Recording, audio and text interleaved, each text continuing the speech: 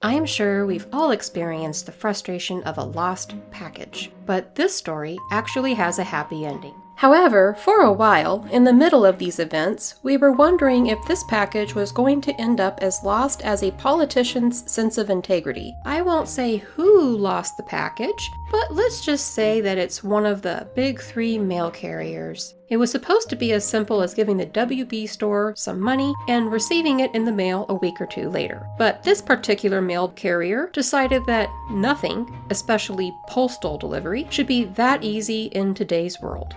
Screw it. And that Potterheads needed to start working to track down their HP merch like Harry had to hustle to hunt the Horcruxes in the Deathly Hallows. My birthday was coming up. My husband went to the official Wizarding World online store and saw a Ravenclaw Headgirl pen. He had a montage of flashbacks of all the books I've read and times he came home to find I repainted something or accidentally covered the floor in glitter. And of course there was that time my senior year when I outsmarted my high school teacher and got straight A's without doing any homework for months. We need to talk. And no, I didn't cheat either. I got that deal fair and square. And he thought, that's the ticket, I'll buy her a Ravenclaw Headgirl pen. He provided the ordering page with his work address so his Ravenclaw wife wouldn't intercept the package before him and deduce the present inside. He paid, and he went about his day. The WB store mailed it with the correct address, but the mail carrier had other plans. They must have thought we were ordering a time turner or some other wizarding artifact that ordinary muggles aren't worthy to possess, because they printed a different address label that corresponded to a private dwelling approximately a mile away from my husband's employment site and slapped that label over what the WB store printed. Someone thinks this girl's a Ravenclaw? Let's see if she's smart enough to find this.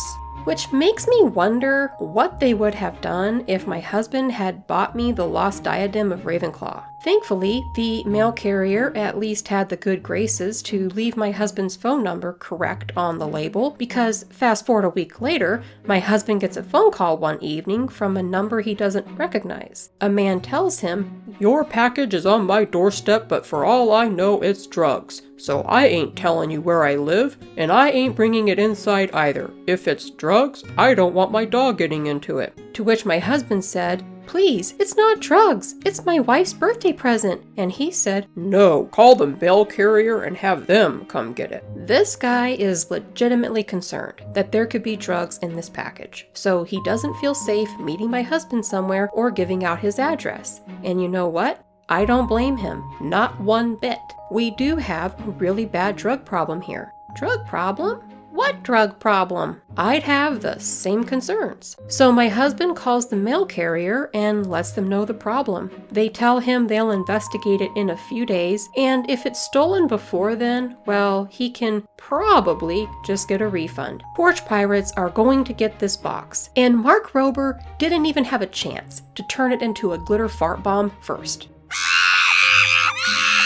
My husband is really bummed out. Now, I don't even know yet what my present is, but I do love thinking of solutions to challenging situations, and dang nabbit, I don't want thieves taking anything that belongs to me. Swear to me! And then it hit me, like the Expelliarmus spell hit Lockhart. "Sweetie, you have friends on the force." My husband, looking confused, because ain't nobody doing a SWAT operation for a present.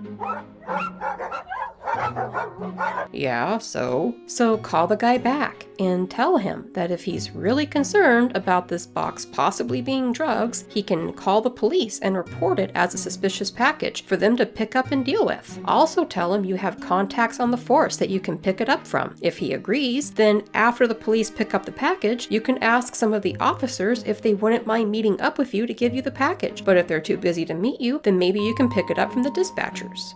That's a great idea. He bolts for his phone and calls the guy back and passes on my suggestion. The guy decides that if we want to involve the police, then we're not drug users or traffickers after all. He feels bad that I might lose my birthday present, so he brings it inside his home and gives my husband his name and address. The next day, we drove over to his home and picked it up. And lo and behold, when I opened the package, there was my well-earned Ravenclaw Headgirl pen. My only regret is that the second I put it on, I should have said, "Wit beyond measure is man's greatest treasure." Gosh, I wish I'd said that. Why didn't I say that? All in all, I would like to thank the mail carrier for their incompetency, because it provided the best possible story I could have asked for to go with this pen. The end.